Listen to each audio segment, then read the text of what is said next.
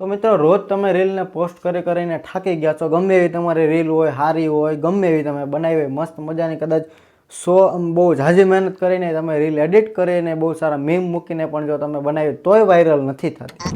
Okay, જો તમારી reel viral ન થતી હોય તો એના માટેનું બેસ્ટ સોલ્યુશન હું તમારા માટે લાવ્યો છું. મેં ક્યાંથી જોયું નથી, પણ મેં મારા એક્સપિરિયન્સ, હું મારો પર્સનલ એક્સપિરિયન્સ તમને શેર કરું છું કે આમાં શું તમારો ફોલ્ટ હોય છે. તો પહેલાં તો તમારે એ રીલને છે ને એના ટાઈમ ઉપર પોસ્ટ કરવાની હોય છે.